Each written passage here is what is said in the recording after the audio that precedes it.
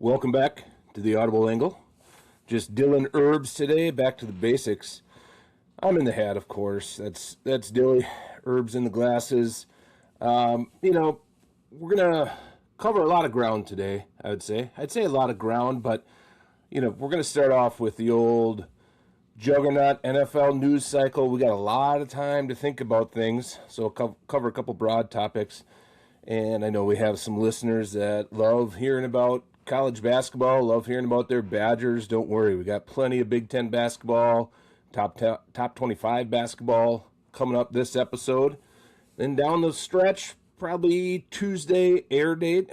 We got a big, we teased it a little bit earlier, but we have a big duck hunting special coming up, getting into some outdoors topics. That'll be exciting. If you've never duck hunted, which I have not ever duck hunted, you'll actually be in for a treat. Hearing duck hunting guys talk about duck hunting is actually quite interesting, and you'd never anticipate how much goes into it. And I always just kind of thought you walk out there, dog runs out, like Duck Hunt, the Nintendo game, blast a couple shots, head in. Much different, as you might expect. Irby's a veteran of duck hunting, but we're going to bring in some real experts. So I'll do the dumb questions. Irby will ask the good questions, and it'll be entertaining. Herbs, this one, and I'm going to blame you for this one, because you kind of can't quit this topic. But it's an NFL topic. None of us can quit the NFL. Matt LaFleur, your words here, said that he's at a weird point in his career. And, kind of comes down to Super Bowls, as it does for many coaches. But where do you think LaFleur ends up without a Super Bowl? Let's say the last 5 years or the next 5 years are similar to the last five. I think I'm glad you brought up the topic today, Dilly. I think I do agree that he's in a weird position here because, for all intents and purposes, he's been very successful as the coach. In the last 7 years, this will be his 8th year, right? He's been very successful as the coach of the Packers. Maybe, as we have found here in this transition with him getting the contract extension and maybe not getting the contract extension, sentiments, and there's a strong sentiment. I was probably leading that charge, especially here on the Audible Angle, that maybe he's not up to par, and I'm not the only one. Now, I think that the weird position goes is in the next 3-4 years, we don't know how long his contract is. Let's assume it's 4, right? Let's assume that he got 4 years tacked on, so that's actually 5 years because he was on, but I would assume that this year is on the new contract. So let's say 4 years. In the next 4 years, Dilly, if he wins a Super Bowl, I have a strong contention he's not going to surpass Lombardi. I mean, that's the GOAT as far as Green Bay Packer fans are concerned. But I think he's going to go down if he wins a Super Bowl in this next set of years that he has. I think he's going to be an all-time great Packers coach, and maybe outside of that. I think his winning percentage is pretty solid. But on the flip side, and I think this is more important, I'm interested to hear what you think. On the flip side, I think if he doesn't win that Super Bowl, I think he might go down as maybe one of the worst. And we've had some bad ones in Packer history. But, I mean, I think that the expectations and how he set himself up, fair or unfair, and I probably can argue both sides, Dilly. I think fair or unfair, he's going to go down if he doesn't win it in the next 3-4 years as one of the worst coaches. I take a little bit more of a mid-range angle on the upside. I think, when you talk about all-time greats, if you're talking about, either the Packers organization, well, for Packers organization, he could surpass Holmgren and McCarthy. He could have. Obviously, he could. If they win 4 in a row, anything can happen. But in a reasonable scenario where we say he just gets one, he'll kind of be level with those guys. He really had an opportunity in those NFC Championship years. If he could have got to one or won one with Rodgers and then come back and win one with Love, that's where you kind of start, and it would have been 2 different eras of the team. That would be what it would take for me to be kind of in that all-time either Packer or all-time great. So I think the ceiling is more of a good coach. Great. You win a Super Bowl, you kind of automatically go great. There's just not an EST on there. The downstroke, if he doesn't win one, and let's kind of focus on winning one, making it to a Super Bowl. A Super Bowl is its own kind of, elixir that makes you feel all right. But you lose a couple, all of a sudden you don't even care about making it anymore. You want to win some. I think he, if it goes 4 or 5 years, 2 seed, 6 seed, win a couple, and not make it to the Super Bowl, or make it and lose. The closest coach I can think of right now, and he's a very highly respected guy, is Kyle Shanahan. Technically, they've been there, but they haven't gotten over the hump. And I don't know what year he started. I'd have to look it up. He's been there a while. But you start having that kind of sustained success without the championship. I don't think anybody's talking about Kyle Shanahan being on the hot seat. I don't know if he's gotten there, so that it makes sense that LaFleur's could get warmer than that. The other one that comes to mind is our good friend Sean McDermott of the Buffalo Bills, who recently got shit canned. So, he wasn't there that much. It's not like he had as long of stretch as LaFleur will have if he plays out this contract. But, similar, kind of close, but no biscuit. I don't know if it drops to the level of worst. Now, do you kind of couch that with worst as far as including expectations, Absolutely. I think that's the biggest thing, and that's why I say it's a weird position, right? I don't think he's a bad coach. I don't think even the guys that wanted to see him leave, which included me, I'm back on the bandwagon. I'm on the Matt LaFleur bandwagon, but I don't think any of us thought he was a bad coach. Like, that's not. But I think if he doesn't win with what the talent that he's had in the last 8, and now it goes to the next 12 or 13 years, Dilly. I mean, you look at Tomlin with the same duration of time, he won a Super Bowl. He won 2 Super Bowls. You look at Harbaugh at the Ravens, he won a Super Bowl during that duration of time, the same timeline. And now you look at and then heap up the expectations. There weren't that high expectations for either of those 2 coaches I just said as there are for LaFleur. And maybe it's one of those things where you coach in Green Bay, you're expected to win. That's the excellence that we expect here. But I do think that correct. I think it's expectations. That's a long-winded answer. Yeah. Speaking of expectations, again, this is all too early, but guys, we got to talk about NFL because that's the bread and butter. That's what the contract says we got to do, and they forced it upon us even when they didn't really force it upon us this week. Other than we just had the Super Bowl, whoop-de-doo. Who do you think? Who's your top?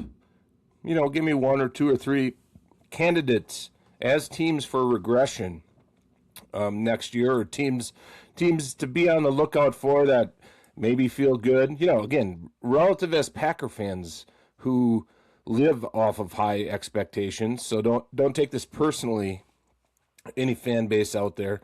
But who do you think's primed for little regress, or should at least be alarmed?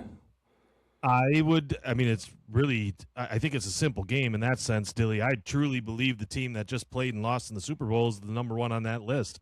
I think there's a priming for regression there with the Patriots. I feel like you're almost baiting me into this question, but I'll take the bait and we'll wait for your rebuttal. But I believe Drake May and the Patriots are primed for that regression. I think we saw some holes in them in that game, which was well documented here. Patriots are the top of that list for me, and our friends here just south in the Windy City, I think the Bears are going to be regressed. We've talked about it a lot. A lot of things went well, and I think this is a team that high expectations remain high. I mean, on the national media side, I'm pretty sure inside whatever stadium they call themselves, their practice facilities there in Chicago, I think the Bears are ready and primed for a regression. I don't think it's going to be as much as what the Lions did this year, or as poorly as the Lions said, but I think it's going to be similar, Dilly. I think maybe they squeak in a wild card spot this year, but I don't think they're the favorite this year because it's a stacked Central Division, NFC Central here, or NFC North, whatever. So I think with expectations, I think the Bears are primed for that regression. I don't keep track of what we might call mainstream media at all times. I think here on the Audible angle, follow us, subscribe, Spotify, YouTube, iTunes, everywhere else. Actually, nowhere else. I don't even know if there is anywhere else. We were critical of the Patriots all year, and I'm sure some other people were, but I don't know if it's the 2-week hype to the Super Bowl where teams feel like they have to get on the bandwagon. We know people were heavily on the Drake May bandwagon. We were always skeptical.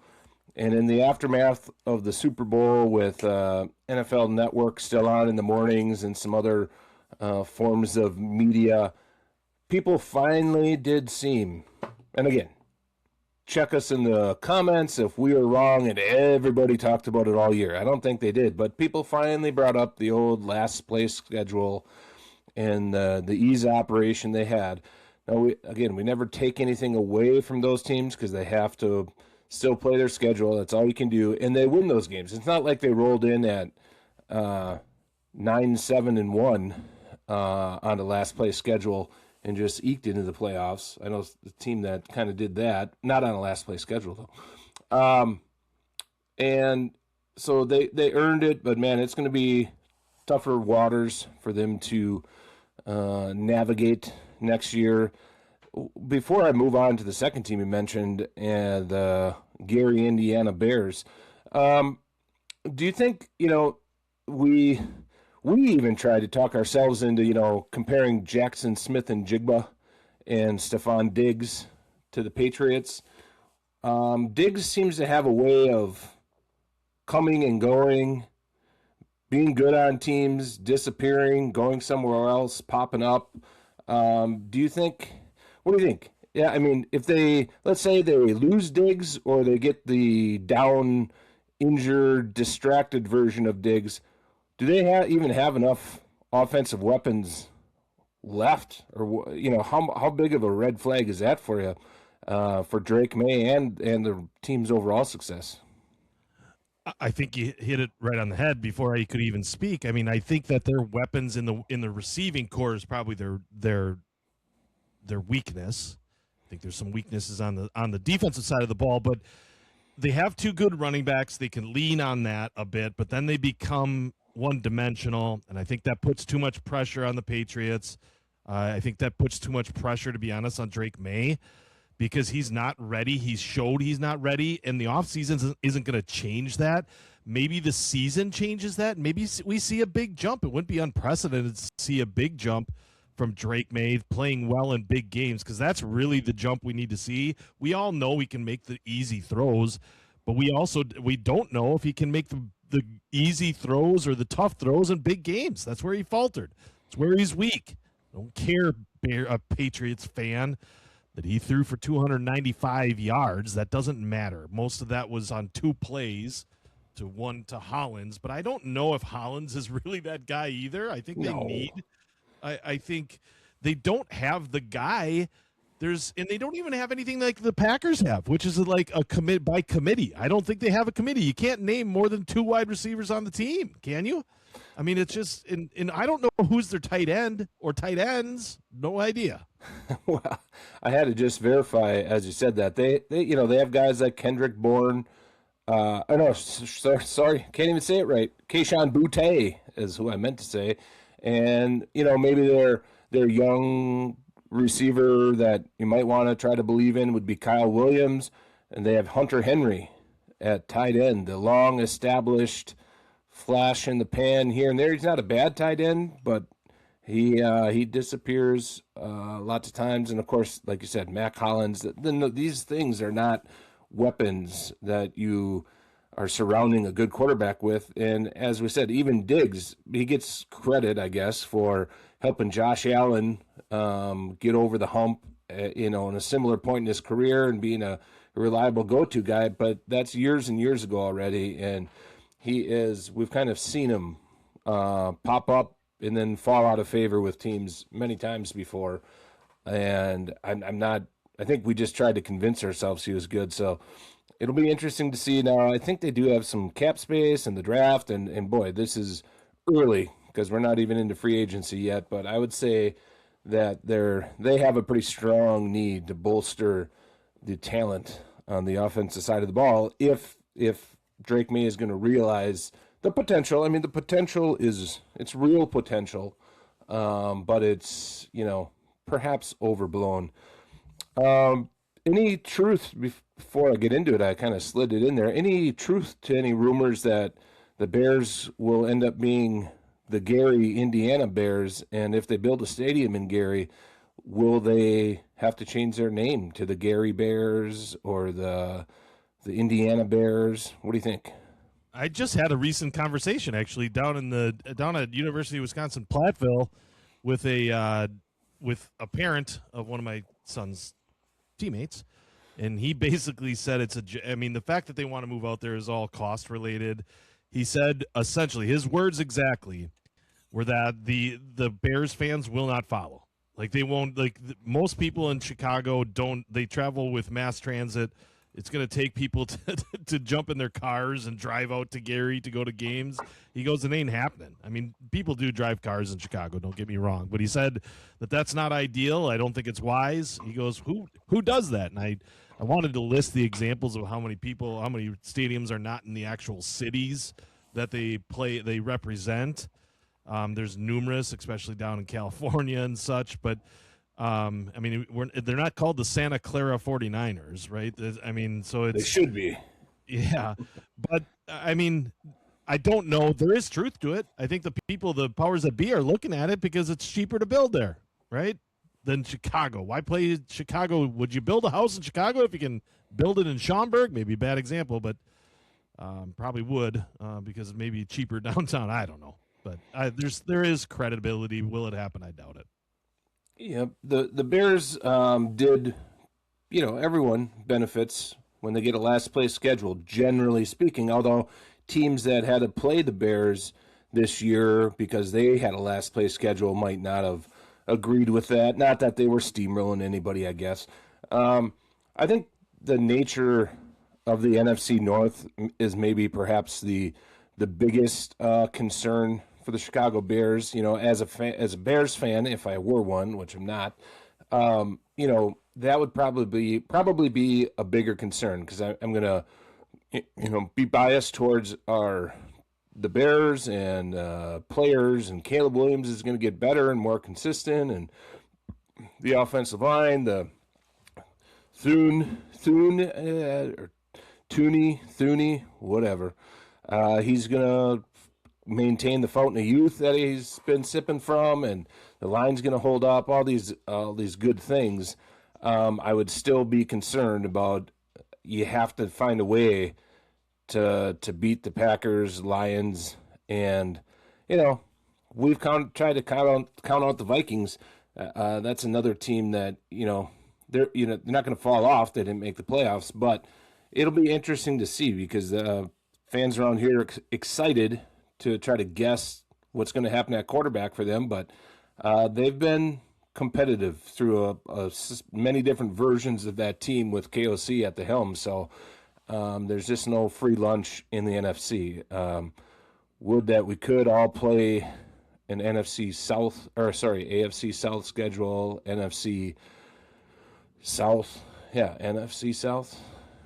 I just saw a short video of somebody making fun of how the divisions work and, who's in the East and the South and whatever. So I had to think there for a second. We should cap off the NFL experience. For now, we're obligated to do 20% of the show on NFL every episode, except specials. We kind of contractually get around it on the small school specials and the outdoor special coming up. We probably won't do a lot of NFL there. Herb's abrupt transition here. You were saying it and Druzy wasn't buying it. Our special guest Druzy, and then you guys were doubling down in the text chain as Kansas, without some star power, was taking on Arizona. How do you feel about being so right about Kansas? I've turned over a new leaf, Dilly. I'm trying to be humble, but Jersey, I was way flipping right, and you were way flipping wrong. And you were wrong right up to halftime, to be honest, when you were doubling down and telling me that it's got to be Arizona, the Cats, by 10. Nope. And this is all without the best player, arguably, in the country. Kansas, what a great game. Dilly, did you catch any of that game? That was an amazing, ruckus environment. A lot of rock shock Jayhawk out there. Fun to watch. Great game, back and forth. I think I'm gonna pat myself on the back, and it's hard to do that, so I won't do the action. But it was exactly how we talked about it in the episode. I think Arizona, bottom line, shoots too many twos. We kind of argue with the group, and we'll talk a little bit later today about the Wisconsin Badgers, who might arguably shoot too many threes to be consistent. But it's too many twos from Arizona, and Kansas did not care that they were one of the last two undefeated teams in the country and went right at them and continually went right at them. Fun to watch. You bring up some when do the rankings come out? Sorry, that I had a question teed up in my mind. When do they actually update the ratings? That's I'm pretending not to know, so you can be the expert and tell us. Monday. Is it Mondays? Kind of late morning, early afternoon Mondays. So nothing has changed there, but the standings are up to date. Arizona and Houston remain on top. Kind of have the ongoing discussion on Big 12 and Big 10 basketball, and then who else is even out there. Another team in the Big 12, Iowa State. That's maybe the equivalent of the second tier of the Big 10. Is Iowa State really a problem for Arizona, Houston, Kansas, that kind of top tier of the Big 12? Iowa State goes down to TCU. What the hell happened there? It's a good question. Iowa State, I don't know. I don't know if Iowa State knows who they are. I certainly don't know who they are. I think they're a very talented team. That TCU team is a team that the Badgers played early in the year and kind of got smoked by them. And I think they were surprised. So maybe the same thing happened with Iowa State. But boy, Iowa State, they play so well at home. 13-0 right now. But away, they struggle. They're 4-3, 21-3 overall. All of their losses on the road. We'll get to that too, folks. Stay tuned. I've got a great stat on the Wisconsin Badgers about being away games and being unseeded. But it's really weird. There's a Wisconsin connection down there at Iowa State. Believe it or not, some of the best players in Wisconsin, high school players, most always Monsilovich, a good player out of down near Milwaukee. He plays for him. He's kind of their stud, arguably one of the better big men in the country. He plays for Iowa State, and it's just weird that they don't win games. And I think that's maybe I'm going to just call this, I don't know this, Dilly, but I'm going to question the culture, the character of the team there. Because that's a game at ranked 5th in the country. You shouldn't be losing. Well, they get a chance at redemption here. Technically, they're still ranked higher. We'll see this game tomorrow. Kansas travels to Iowa State. So now we got Iowa State back at home where they're very strong. We got Kansas coming off a big win, taking down Arizona. What do you see in that game? Is it a possible letdown spot for Kansas? Are they back to healthy? Is it kind of a classic good team off bad loss versus good team off a big win? Take the team coming off the loss, especially if they're at home, or... Golly, man, I do not envy the coaches in the Big 12, and it's a fun. I feel like the Big 12 is back loaded this year as far as schedule, and I don't know if that's just because now teams are ranked higher, but I feel like there's just back and forth that these guys are always playing each other. Iowa State has no time to breathe after a loss with TCU earlier this week. Kansas is riding high.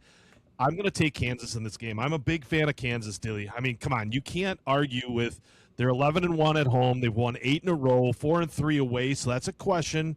But 19-5, they're playing much better. They're riding high. They just knocked off Arizona without their best player. Let's assume that Peterson's going to be back. And, Iowa State has a lot to prove. It's tough to play in Iowa State, just as it's tough to play at Kansas. Probably not as tough. But I think Kansas has a really good makeup. An interesting fact that I'll throw back at you, the point guard, Dilly, in the Kansas-Arizona game, he's a transfer, a super senior transfer. He shot 26 times. There was a great clip of him being like, he was at his press conference. He's next to the big guy who had the last block. I forget his name, Keon or something. That he's like, what? I shot 25 times? And the big guy's like, yeah, dude, you got to pass the ball. But I'll take Kansas in this game, and just only because they're riding high. Iowa State's got to find themselves, and I don't know if they can. We're going to do a touch of cleanup here on the Big Ten before we get in, so we're going to get a little out of order. Obviously, tonight, pretty big matchup brewing. But in our matchup of teams that we're trying to figure out if they're rising or falling or out over their skis, we had Purdue take down Nebraska. Now, I've kind of been saying it. We like Fred Hoiberg, and I'm asking the questions and not answering them usually when we're talking college basketball, so that makes it quite a bit easier for me to sound like I know what I'm talking about. But I've been asking, is Nebraska real? Is Nebraska real? They started off undefeated. Had a long undefeated stretch. They're still number 7 in the country. They get, pending new rankings. They lose in overtime to the Nebraska corner. I'm sorry. They lose in overtime to the visiting Purdue Boilermakers. What did that game tell us about each of those teams? That's a big road win for Purdue. I think, Dilly, number one, I'll bring this back home first, and then I'll talk about the game. I think that will make a Wisconsin Badgers team notice. Don't sleep on the Purdue Boilermakers in that last game of the season for the Badgers, which may be an important one for them. It'll probably be another quad 1 game. So it takes and makes kind of the Big Ten take notice of Purdue again, and then. As you stated, do we question Nebraska? I kind of do. I think Nebraska may have peaked too early. I hate to say it. Matt Painter, Matt Painter and the Purdue Boilermakers, they've been here before. And annoyingly, not to the level of the Patriots, but annoyingly the Patriots or the Purdue Boilermakers are again legitimate, right? I will tell you the one player that I cannot stand in all of NCAA basketball is Braden Smith. Forget about it. And I keep hearing these dudes talk about he's one of the best point guards in the league. He's in his 9th year, you told us a couple weeks ago. God, Braden Smith. He's not even the best. He's not in the top 5 of point guards right now. He just isn't. We've got to realize that he's got a beard and he wears a sleeve on his leg and a sleeve on his arm and he runs around like his hair's on fire. He's not the best. But let's talk about that game. I think Mast is kind of hiding a little bit for the Nebraska, or the teams that he's playing are figuring him out. He's not scoring like he was earlier in the season. I think the defense that Nebraska has been playing, and it was very pesky. They beat the Badgers by 30, and it wasn't close. But I'll tell you right now, I'm going to look at you, Fred Hoiberg. You got to be better down the stretch here because Matt Painter's figuring it out. Greg Gard's figuring it out. And you might be dropping below in that 3rd tier. We talked a couple episodes ago that Nebraska's going to be in a tier 2 alone. I don't know if this necessarily calls that a tier 3 grouping for Nebraska, but it raises questions of, I think Purdue's better than Nebraska. Well, I have a little sidebar question for you here. How does the Big Ten basketball schedule even work? Because, when we joked about maybe they won too many, they got Michigan State. They got picked up a win there at home. Ohio State, Indiana, pretty plucky. They beat them on the road. What I'm getting at here is I'm looking for, when do they play Michigan State again? They don't. When do they play Purdue again? They don't. How many times do they not play each other? A couple of times, or what the hell is going on? They don't play Wisconsin again. Who the hell is Nebraska playing? And as you look, as we threaten their tier status in the Big Ten that we just kind of invented, their schedule kind of runs out. All of a sudden they got 2 against Iowa, a home and away with Iowa to go. We always think Iowa's tough. And then you mix in Northwestern, Penn State, Maryland, USC, and UCLA. That sounds like a little bit of a, 6-1 finish, something like that. And all of a sudden we'll be back to saying, how good is Nebraska? And we might not know, because they lost 3 out of 4 to Michigan, Illinois, beat Rutgers, lost to Purdue. And now it looks like, not necessarily easy street, because Big Ten games are tough, but it looks a little bit like easy street. Yeah, I mean, if you want to talk about what easy street is or isn't, you look squarely at the last Michigan game where Northwestern was giving them a tussle. At Northwestern, of course, but there is no gimme games in the Big Ten. Dilly, the answer to your question is they do not play everybody home and away, because if they did, there would have to be 55 games on their schedule, and there's just not enough time to do that, because the Big Ten is no longer the Big Ten. I believe the Big Ten is maybe the Big 22.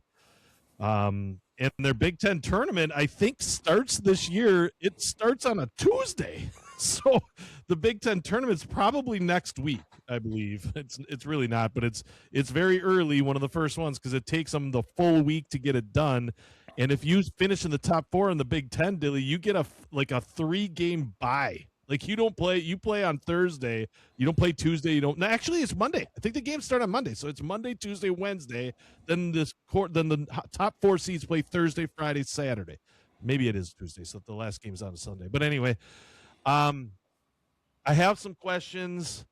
I think Nebraska's going to be a really easy out. That's the upset. I'm going to give you the opposite upset look.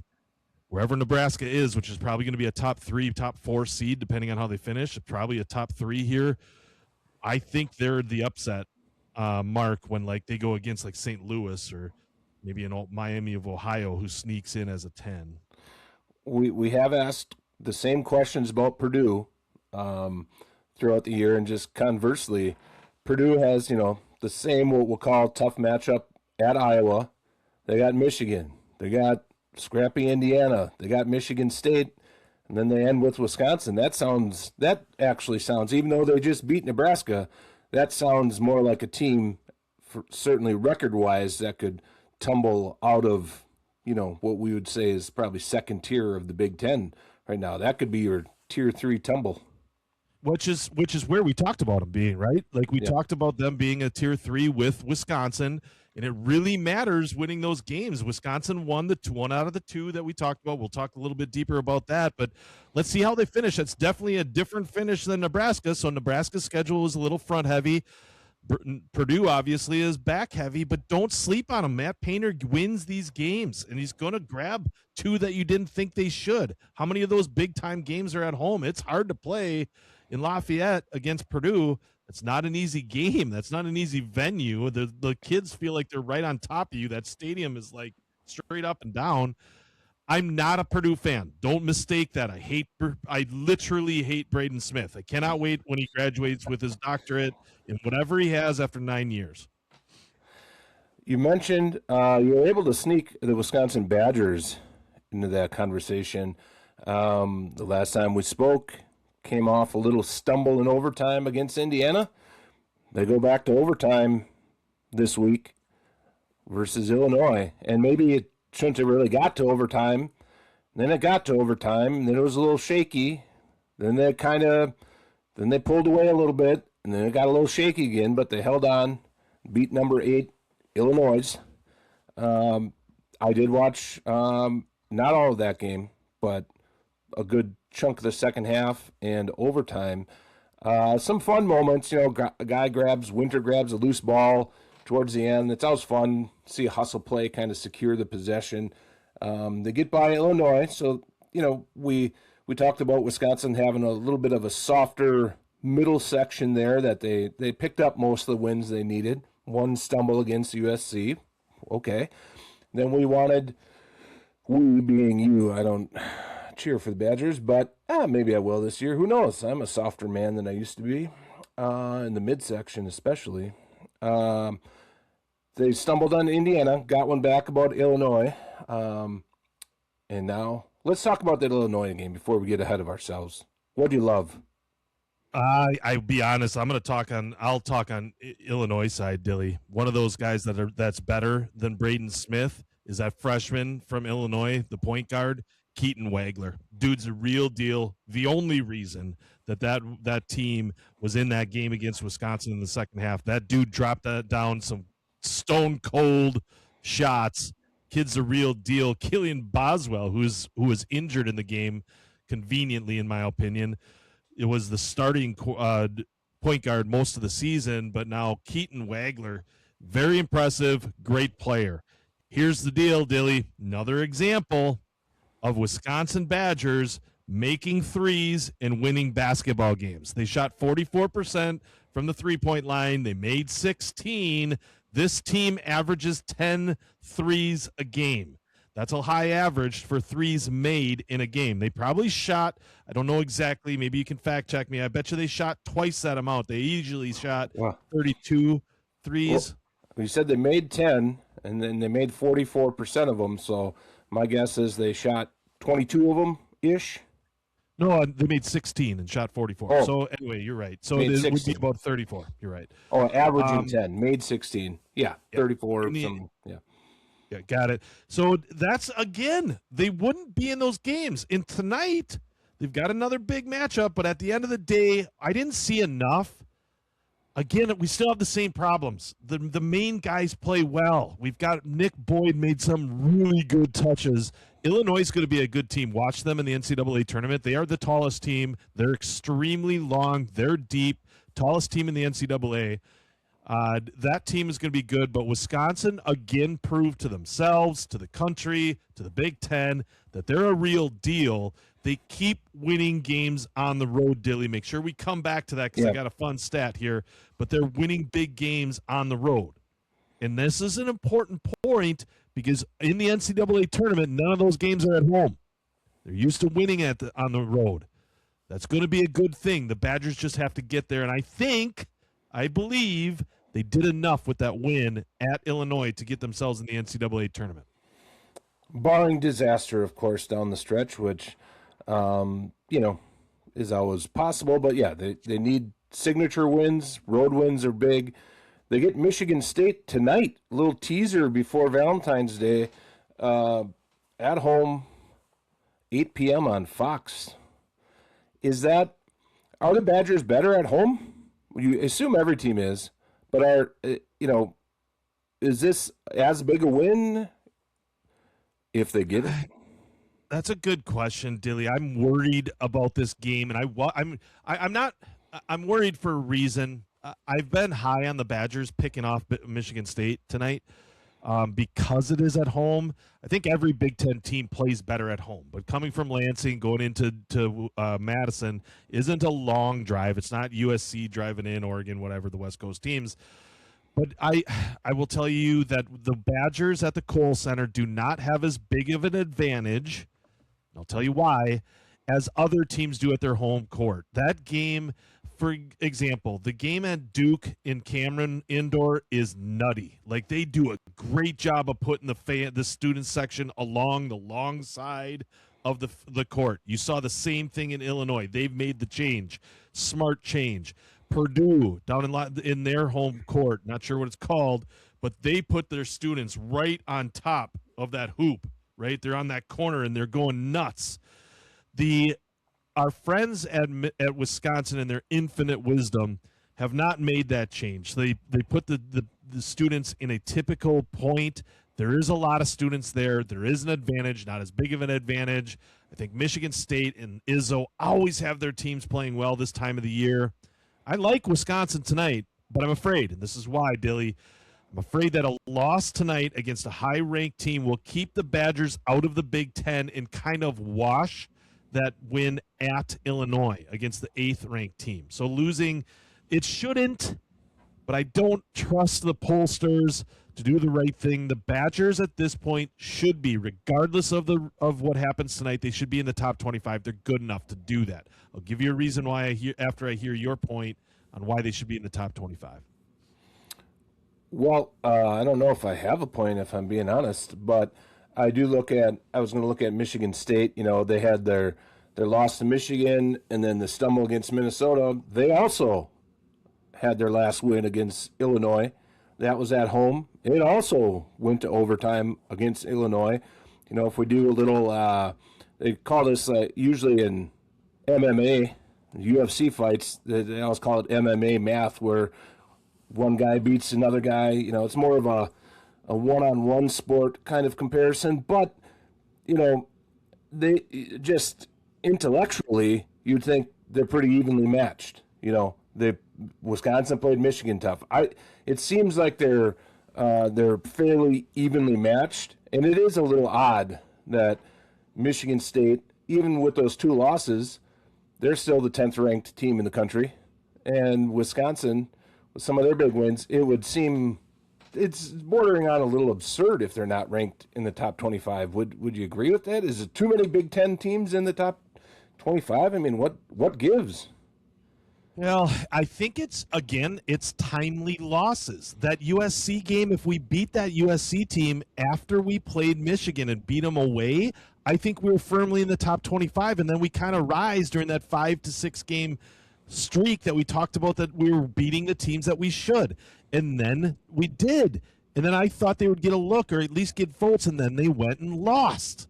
Again, right? They lose the game that they should have won against Indiana, and it pushes them out of the rankings. Then they win against Illinois at Illinois, and then right away you got to come back. So if this game was Northwestern, if this game was Penn State, if this game was Oregon, a different story, right? Win it at home and move on, and you're probably in the top 25.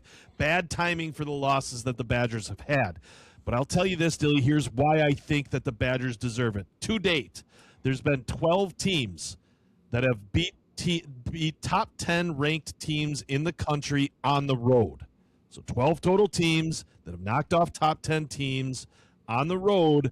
Of those 12 teams, only 2 of those games, out of 12 of those games, only 2 games were won by an unranked team on the road against a top 10 ranked team.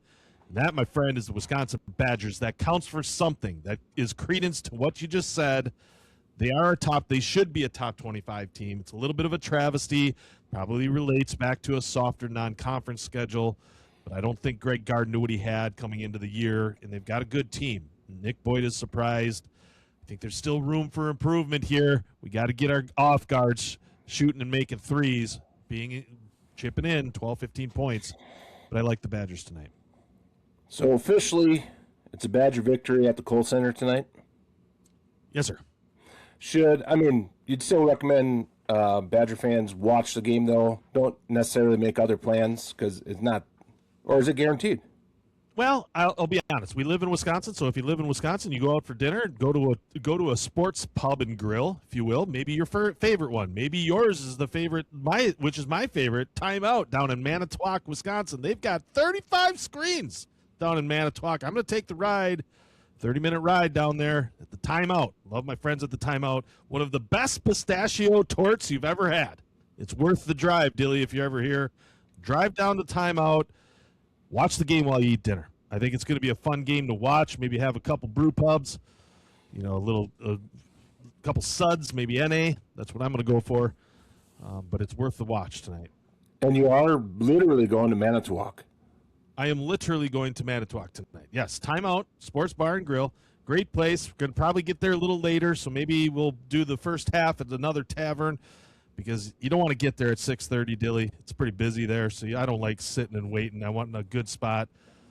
Ooh, I hope they have that pistachio tort. It's good stuff there, man. Worth the drive. It is, I think, an 8 p.m. tip, so you might have time to knock off one stop and then sidle in there right before tip. It's been a long time since I've lived in northeast Wisconsin. I didn't ever hear of anybody heading to Manitowoc to catch a bite to eat and watch a game. But if you say it's 30 minutes, what's the difference? It's like me going anywhere around here. So, Exactly. we'll accept it. Now, we do our best. We do our very best to cover a little bit more than just the Big Ten in the Big 12. And we're kind of figuring this out on the fly. We didn't give it a lot of time last College Hoops episode, which was also the last episode. Duke fell, correct? And they fell to North Carolina. Am I correct? Correct. And, of course, North Carolina rallied after that and really started to assert dominance on the team, on the league, by losing to Miami. Is that accurate? Yeah, I'll be honest. With that UNC Duke game is kind of the season for any UNC team. They've had a good season quietly. Dilly, North Carolina has had a good season. They're ranked 11th in the country, but against Miami, they go down there and lay an egg and lose to Miami. That's not the football team, guys. This isn't a Bill Belichick led North Carolina team. This is a team that's led by an alum of the men's basketball team, and Miami knocks them off. I think that's a surpriser. I'm glad you brought it up. It's a surpriser this week that's happened. North Carolina goes down after, a season-defining win against Duke, who's, with all intents and purposes, got one of the top freshmen in the Boozer boys, Cameron specifically. Strong team there at Duke. What a rivalry game. You get a big win against Duke. That's a big win. And I don't want to belabor the point about the rankings and how much we believe in them, but I don't know that just on a straight up basis, if UNC, just looking at the games they played, not where they started in the rankings, not where they traditionally are. They beat Virginia. Congratulations. Whoop-de-doo. They beat Kentucky. We heard a week or so ago that the SEC stinks, so who cares? And they lost to Michigan. Where's the resume that tells you that's the number 11 team in the country? And again, it hasn't been adjusted since they lost to Miami. They beat Duke, lost to Miami. We'll see what they do against Pitt. They have Pitt, Pitt, NC State. What's going on in the ACC? Is UNC a good team? UNC, I think they're middling. They play in that league, so they're gonna be. I think 11's high, Dilly. I think you hit it on the right point there. They're not 11. They'll probably drop to maybe 20 after that loss to Miami, because Miami is on nobody's radar screen, in my opinion, for NCAA basketball this year. They're not an NCAA tournament team. So UNC will tumble a little bit. They'll stay in the top 25. But the good news is for the Badgers, that you've got to see these teams. The next game that I think you're going to bring up, there's another team that lost that's going to help the Badgers' case to get into the top 25. We need some teams falling out. Miami of Ohio keeps taking one of those spots, and they keep climbing a little bit. But I don't think UNC, North Carolina are farces, but they're certainly not in the top echelon of who you got to worry about in the NCAA tournament. Well, yeah, you bring it back to, I think, the team you're alluding to, another huge ACC football matchup. Clemson and Virginia Tech. You got those pesky Virginia Tech special teams players. They're playing cool music as they run out in the field in this Clemson-Virginia Tech matchup. How did Clemson lose to Virginia Tech?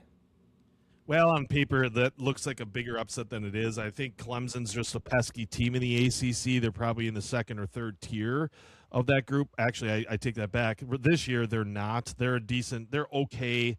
I forget who their coach is now. I think that's kind of a turnstile coaching there at Clemson. They're ranked 20th. This is a team that the Badgers want to see lose. I think this loss to Virginia Tech drops Clemson on Monday out of the top 25. I don't even know if you're looking at their schedule now, Dilly. I don't even know who they have next. They obviously will play a game this weekend, tonight or tomorrow. But I don't think Clemson is also. I'll loop them in to a team that probably won't. They could very well be one of those upset teams that, that in the first round of the NCAAs. They're not going to make any noise. Unfortunately for Clemson fans, they have Duke at Duke. Yeah, so there you go. They'll be out. They'll be playing tomorrow. They'll be out of the top 25, which hopefully then the Badgers can step right into that. We'll see what happens on tonight, but I think they've done enough to be in. I keep hitting that dead horse. Any other college basketball tidbits coming up this weekend? I just want to mention, because we're getting close to March Madness, getting towards the middle part of February. These are mover days, that teams need to move in and make their claim in the NCAAs. I want to talk a little bit about some teams that are going to make some waves, maybe some sleepers. I'm just going to throw names out there, Dilly. I'm kudos and a shout out to my friends over at Miami of Ohio. You are the last remaining, as we correctly stated on this show. The Miami of Ohio Redhawks will be the last undefeated team, which they are. That's a team that needs to be take reckon of with when they do. Hopefully they do make the NCAA tournament. A couple of other teams. St. Louis, top 25 team all year. Great team. Jersey was right on the nail there. There's an old team out there out of the Ivy League, Dilly, Yale Whoa. Bulldogs. Watch Yale. They're a super old team. They usually always win the Ivy League, right? They're usually there. They've got an 11-2 record, and they're scoring points out of the Ivy League. They're averaging over 85 points a game, baby. The Yale Bulldogs. And then out of the Big South, the High Point Panthers. They are very dangerous in the NCAA tournament. They're coming out of the Big South. Good squad there. I do like their chances as well. Last team that I'll talk about, in one of the teams that I've kind of downplayed, but Mr. Patino, Rick, not his son, has them playing well. St. John's Red Storm, the way they play makes it hard for others to play against them. So don't forget and don't sleep on the Red Storm. Texas Tech just made a name for themselves by that big win against North Carolina. Maybe that is also a team that we should take notice. I'm kind of giving you guys a roadmap here, if you keep listening, on how to win that bracket come March. Yeah, St. John's, over the years it becomes kind of funny to think of where Rick Pitino is, but the guy gets it done. I mean, he has his ups and downs. Is he part of the mafia? We don't know. Is he related to Italian actors and mob movies? It seems so. Yeah. But yeah, it's one of those leagues too where they handled their business. They've won a bunch of games, which you have to do in a little bit weaker, what you'd think is a weaker conference. And the only the biggest game they have yet left is UConn again, or UConn for the first time. I'm trying to see. I don't think they've played UConn yet, so it'll be interesting to see if they're ready to go. I see Georgetown. They got Georgetown second to last game. You still a big Georgetown guy, kind of a Pat Ewing kind of guy? Yeah, I was a huge Georgetown fan. You and I had some great rivalries in the Syracuse-Georgetown days back in the day. There was a lot of one-on-ones. I got to be Alonzo Mourning. You were some Syracuse folks, or vice versa, however that went. Not kind of followed off the radar. Maybe last year that I really liked him was the Allen Iverson years. But kind of a team that's kind of middling now in that league, which is unfortunate. There's a lot of history there, a lot of Ewing boys and dads and sons and grandpas that went through there, but not a huge Georgetown fan. I will watch and I get disappointed and turn it off. We're going to kind of head towards the close here a little bit, and we mentioned our next show coming up with the Big Duck. Kind of going to hit a couple aspects of it. I'm actually going to have some good questions on, obviously talking to our guests that are coming on over the years and to you a bit. It always seems like one of those things, like a lot of outdoors activities, like, when I got to go find a place to hunt, learn how to do it, buy some gear. It seems like a pretty big commitment to get into it. You did it for a lot of years. Have you gone back yet? Are you back into it? Will you be back? Duck hunting? Yeah. Oh, yeah. Can't wait, chomping at the bit. I mean, being on dialysis, Dilly, I won't lie, kind of limits your early mornings when you have to be on the dialysis machine for 11 hours every single day. I did it a little. I probably did it over the last 3 years. I probably was out once or twice a year. The guys that I go with have been great and accommodating and such to that. But I'm 110 back into this. There's going to be some fun things that we'll talk about at that episode that I think people will be, at least in our group, our small group, that things are happening. We're killing ducks. The group is killing ducks, and I'm both on the bay and on the puddles. It's fun to be out there, but it is not a cheap sport, I'll be honest. Speaking of puddles and perhaps another cheap sport, not a cheap sport, they're frozen puddles. Curling, U.S. curling. We haven't talked much Olympics. I don't know. I don't know if we will. It's, I'm kind of into it. Gals watch all the figure skating. Oddly enough, I watch all the speed skating, especially the women's speed skating. I don't know why, but I like endurance sports. The one thing I'd say, and this is a total sidebar in left field, like the 5,000 meter speed skating event. What I wish it was like the track, the 5K and track. Like just send out 8 at a time, on that little icy oval, or make a little bigger oval. Do something, because boy, it gets hard to keep track of 5,000 meters when you got 2 skaters out there and they go in 12 different groups of 2, and you kind of just end up watching the clock. Obviously, I was leading you into a curling question as a resident former curler. U.S. got the big silver in the mixed match. Yeah, pair mixed curlers, which means a man and a female. Kind of surprised and grabbed the U.S. their first ever medal. Now, the mixed curling has not been around long, so this isn't like it's been since 1901 or whatever that they haven't won. I think it's only been a few years, but a team out of Minnesota grabbed the silver, lost in the gold medal match only by 1. It was very competitive. Interesting way to watch curling, because there's actually 2 stones that start and play. They only throw 6 stones. Kind of an interesting match, but fun to watch. The gal that was on the mixed curling team, Dilly, and got that silver. She's also curling with the female, the girls team, the women's team. And they've got 2 games in. They're 1-1, just dropped one last night. I'm sure they played again today. I haven't seen that schedule yet if they've won or lost today, but they're 1-1, lost to Sweden, which is the odds-on favorites for the gold. Looking forward to watching the men get on the ice. I'm sure that's getting underway very soon. But yeah, and I will tell you, we'll finish off on your speed skating. Did you watch the 500, the men's 500? Garrett Stoltz from the U.S. He's a Kewaskum, Wisconsin native.